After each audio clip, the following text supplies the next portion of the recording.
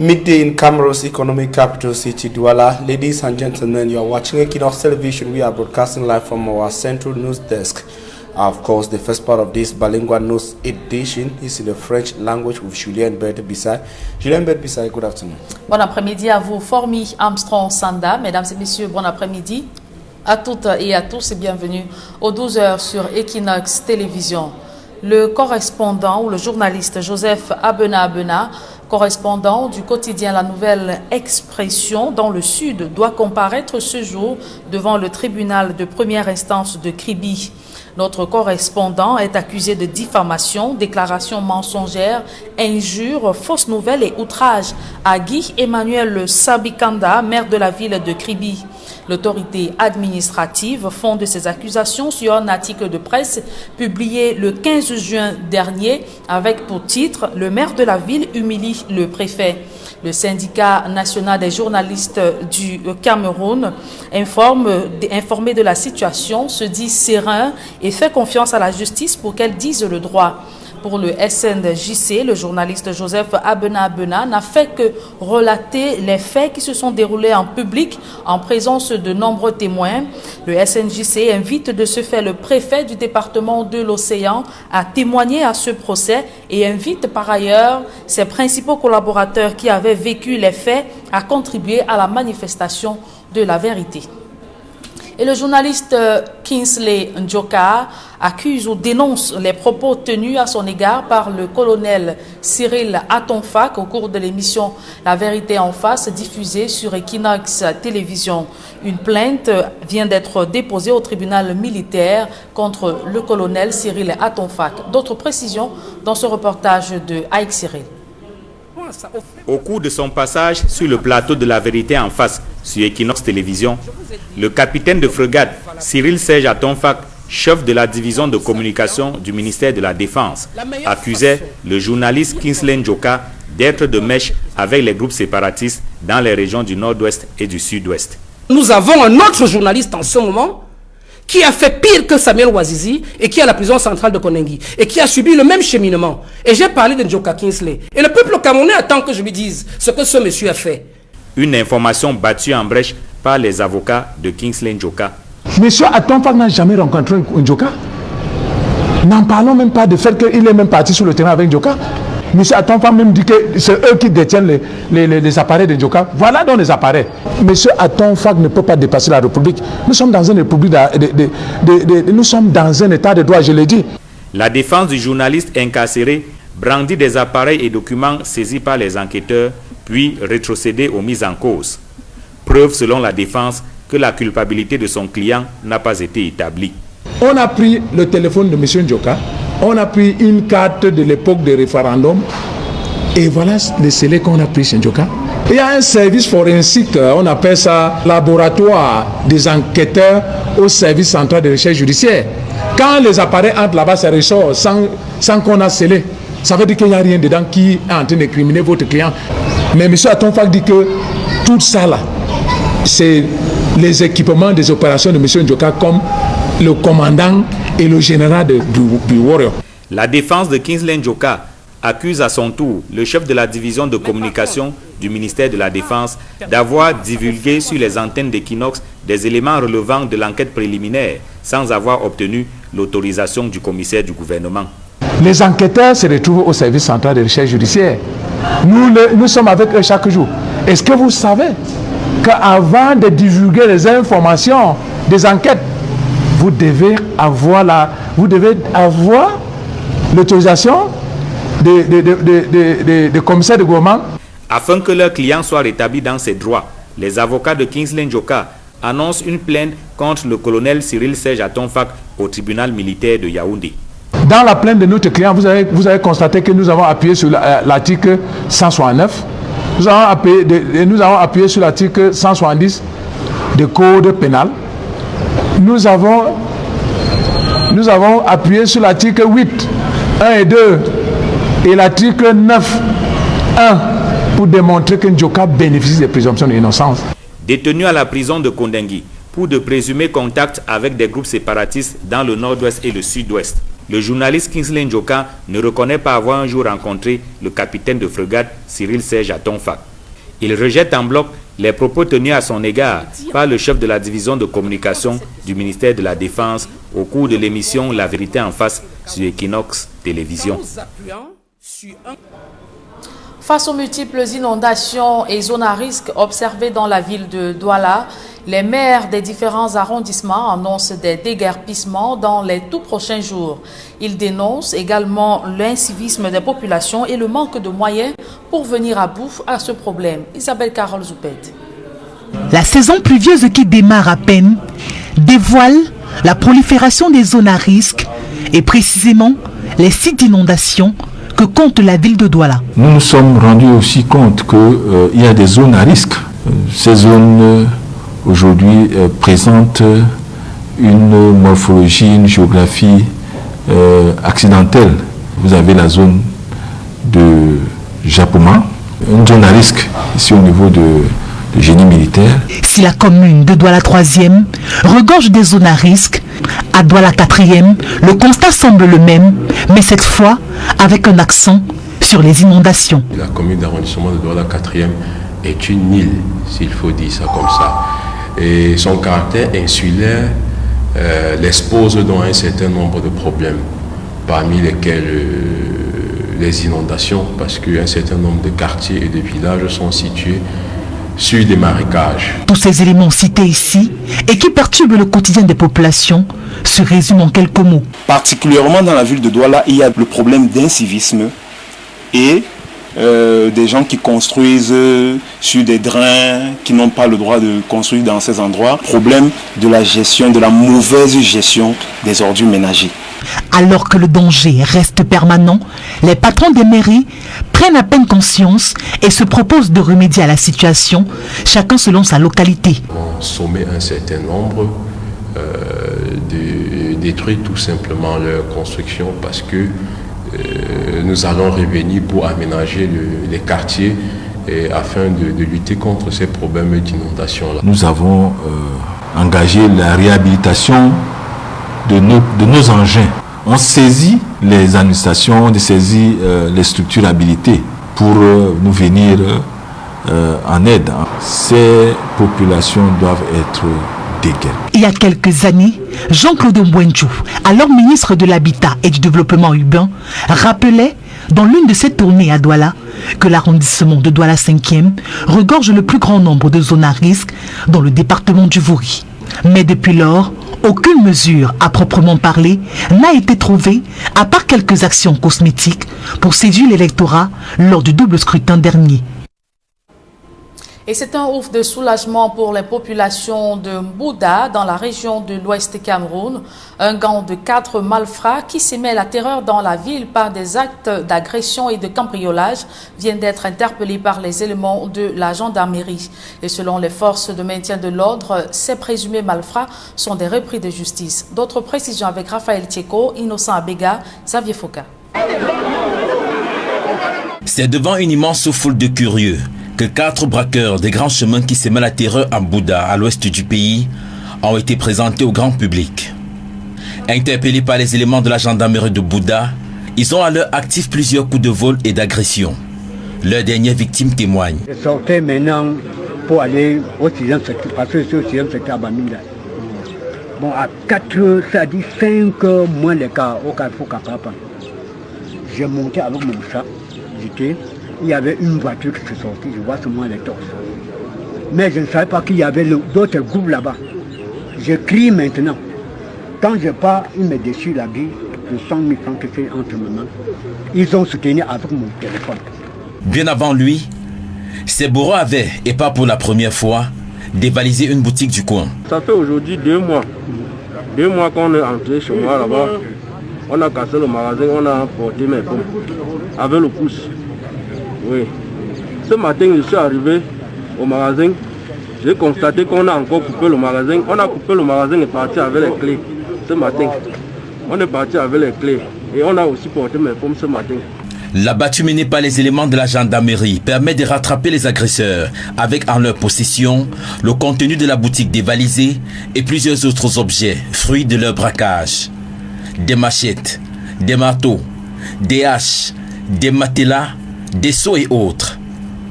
Et comme chez la plupart des bandits des grands chemins, une bonne dose de drogue. Interrogés, les deux premiers, Manfo Amel et Fampo Alex, repris de justice, vraisemblablement les chefs de gang, avouent leur forfait sans gêne. Les deux autres sont probablement des suiveurs. Chobze Iglis, 24 ans, avoue à des mémos être impliqué dans ces sales affaires. Eux ont pris, même pas su que la somme d'argent qu'ils ont pris. Le dernier de la bande, Nyabeli Billy, 22 ans, nie tout en bloc. Moi, je ne connais rien, je n'étais pas vu. Tu as volé combien de fois? 3 fois. Le commandant de brigade, l'adjudant-chef-major, Lachele Sébastien, a profité de la circonstance pour sensibiliser sur les méfaits de la consommation de la drogue et a appelé les populations à plus de collaboration pour des actions encore plus efficaces. À présent, un public reportage dans ce journal. Une nouvelle indemnisation est désormais disponible pour des sinistres automobiles. Il s'agit de Quick Payment Auto, une prestation proactive et innovante qui a pour but de mettre fin aux lenteurs observées dans le traitement des dossiers. La société Chanas Assurance a présenté à la presse le Quick Payment Auto. Reportage. Chez nous, c'est possible. Chanas Assurance commence pour vous. Pour l'année 2020, la société Chanas Assurance vient révolutionner le monde des assurances en mettant sur le marché une nouvelle prestation, Quick Payment Auto, un système d'indemnisation express des sinistres et dommages matériels subis par les véhicules de leurs assurés. C'est un service nouveau que nous offrons à toutes les personnes qui ont fait confiance à Chanas Assurance pour assurer leurs véhicules, afin de leur permettre d'éviter les désagréments liés aux attentes longues pour l'indemnisation de leurs sinistres d'assurance en assurance automobile matérielle. À travers la mise en service de cette prestation proactive et innovante, Chanas Assurance entend réduire à sa plus simple expression les lenteurs et interminables durées de traitement des dossiers de leurs clients. Je donne un exemple simple. Vous roulez ici à Douala, vous percutez à l'arrière. Le choc à l'arrière, il n'y a pas de discussion sur la responsabilité. C'est celui qui a percuté à l'arrière qui a tort. Donc vous êtes assuré Chanas, vous êtes le véhicule qui était devant. Vous venez faire votre déclaration ici. Donc sur place, dès que vous faites votre déclaration, à l'aide donc de votre constat, on vous oriente automatiquement vers l'expert qui fait l'expertise de votre véhicule et qui détermine donc le montant de votre préjudice qu'on vous soumet. Et dès que vous marquez votre accord, donc le lendemain, vous passez ici pour récupérer votre règlement. Ça vous permet tout de suite d'être indemnisé, de pouvoir réparer votre véhicule dans n'importe quel garage et rapidement. Présentant le Quick Payment Auto à la presse, le président du conseil d'administration de Chanas Assurance, Maurice Matanga, a énuméré tous les avantages du nouveau-né des prestations de Chanas Assurance, conçues pour assurer une satisfaction maximale de tous les clients Chanas. La véritable plus-value de la prestation Quick Payment Auto chez Chanas Assurance, c'est la concentration en un point de toutes les formalités à remplir pour pouvoir bénéficier en 24 heures du remboursement d'1 million de francs CFA, du jamais vu dans l'univers des assurances. On a quand même analysé le volume de sinistres et nous avons constaté que plus de 76% des sinistres automobiles matériels ont un montant inférieur à 1 million. Donc on se rend compte qu'on touche à la plus grande partie des clients. Et progressivement, donc, nous montrons en puissance en fonction donc, de l'évolution des choses. Le président du conseil d'administration de Chanas Assurance inaugure ici le premier bureau Quick Payment Auto et fait découvrir aux hommes de médias tout l'espace VIP aménagé de l'accueil, les bureaux de gestion et validation des dossiers, la salle d'attente pour le grand confort des clients et surtout le bureau de l'expert en appréciation des dommages subis. Et enfin l'espace technique dédié à l'évaluation des dommages physiques, doublé d'un parking auto en cas d'affluence des usagers au bureau Quick Payment, premier d'une série de bureaux qui seront bientôt opérationnels sur l'étendue du territoire national, a annoncé le top management de Chanas Assurance, une société au capital de 6,51 milliards 116 000 francs CFA et bénéficiant désormais de 2 certifications, la SGS à l'international et la NOR au plan national. La suite de ce journal est en langue anglaise avec vous, Formi Armstrong Sanda. Good day once again, Formi. Once again, good day to you, ladies and gentlemen. Good day to you too, and of course, thanks for staying with us in this second segment of News in the English language. As guest on Equinox television program, La Vérité en Face some 2 weeks ago, Colonel Cyril Atomfak, spokesperson of the Cameroonian army, indicated that they were keeping a journalist whose name he revealed as Kingsley Njoka in Yaoundé. He went further to spell out that the journalist, following investigation, has been found, or following investigation, it's been discovered that the journalist, he was a logistician for the Boy Warriors, an armed group in the northwest and southwest regions of Cameroon. Listen to the colonel in the following extracts. Je voudrais pas qu'on ferme la page de Njoka Kingsley comme ça. Let us not close the page of Njoka Kingsley like that. I told you that we can only explain the case of Wazizi by using a case at hand. Et je dis, and I told you, you are accusing the army of having tortured Wazizi. But I told you, terrorist Wazizi was a small terrorist. We have somebody today on the highway of evil. He is at 110%, while Wazizi was only at 20%. Nous avons Njoka Kingsley. We have Njoka Kingsley, who is some sort of a tax collector, a turning point of the supply of arms and ammunitions. Journalist based in Douala. We have his computer and phones in keeping. We talked with him and he confessed that he was the coordinator of Boy Warriors. He confessed that the Boy Warriors that he coordinates on instructions have killed many children who dropped their guns because they did not want them to get into the DDR camps. And I am telling you today, the army takes a solemn commitment. You can visit the man. He is dressed in suit, he is in good health, and he is in pre-trial detention at the Kondengi Central Prison. He was presented to the judge and he was never tortured by anybody. If we don't put Njoka Kingsley and Wazizi side by side, we cannot understand the case of Wazizi.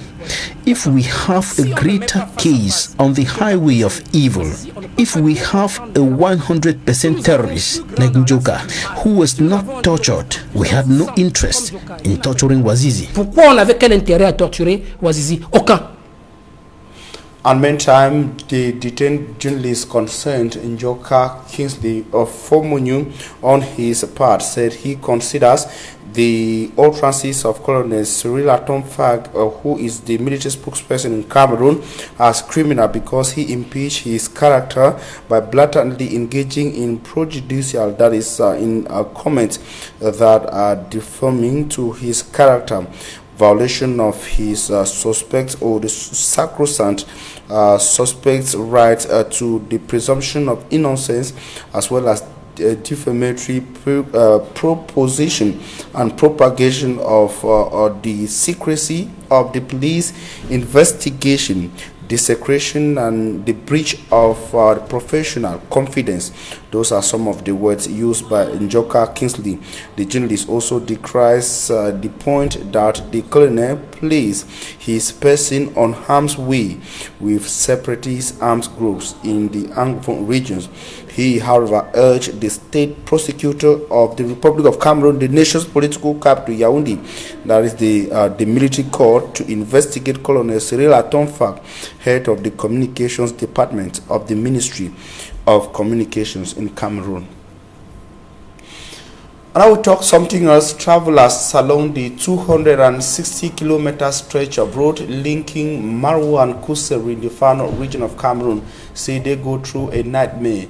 They say apart from consistent and repeated attacks from members of the Boko Haram terrorist group, they are also faced with repeated accidents as a result of the very bad state of the road. More in the following report. An unending suffering to users imposed by the very bad state of the road.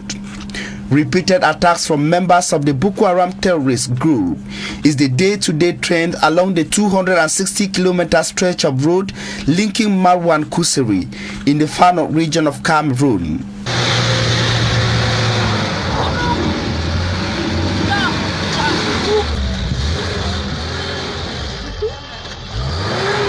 Dans une seul jour, vous voyez que 3 camions sont déjà tombés. Imagine 3 different truck accidents in just one day. This is terrible and very abnormal. These accidents are on daily basis, and most times, not less than 3 people die in each of the accidents. Vous voyez, il y a de morts. Il faut qu'on nous arrange. We have been blocked here since morning. The road is very bad. And we are already in the rainy season. Imagine what awaits users in the days ahead. So we don't know how we go. You see this morning, 2 motors. The many potholes delay circulation for public transport vehicles, which take over 10 hours to ply the 260 kilometers. When it rains, we spent over 2 weeks just to travel between Fotokol and Kuseri. Heavy duty vehicles and trucks take several days to travel between Kuseri and Marwa, and on daily basis they are involved in accidents like this day, where we witnessed 3 different accidents in the course of our journey.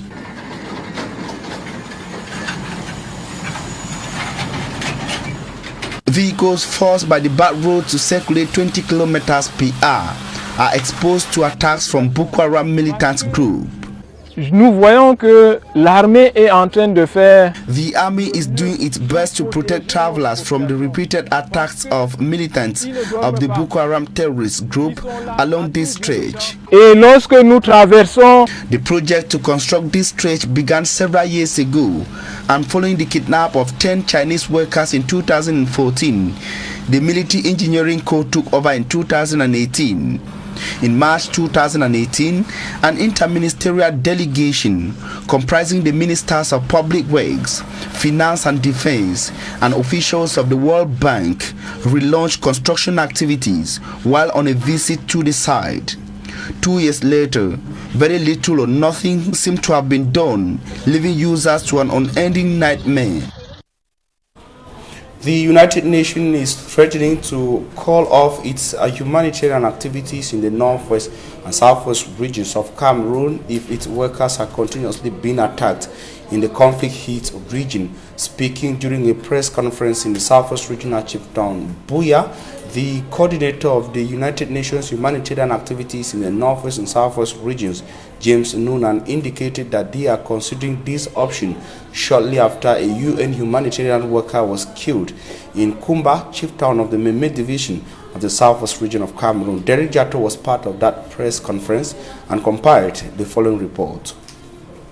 The death of Mba Felix Walker with Dr. Without Borders last Friday, July 11, 2020 in Kumba, allegedly killed by separatist fighters, has opened another disturbing page in the ongoing war in the 2 Anglophone regions of Cameroon. And to that effect, James Noonan, United Nations Officer for the Coordination of Humanitarian Affairs for the Northwest and Southwest regions, convened a press conference in Buea to reiterate on the United Nations humanitarian principle. Humanitarian workers are...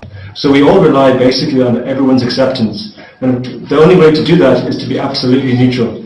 If you are seen giving money to a military checkpoint or to a non-state armed group checkpoint, of course people will look at you and think you're obviously on one side or the other side. The death of Mba Felix brings the total to 3 United Nations workers who have been killed from when the war started in late 2016.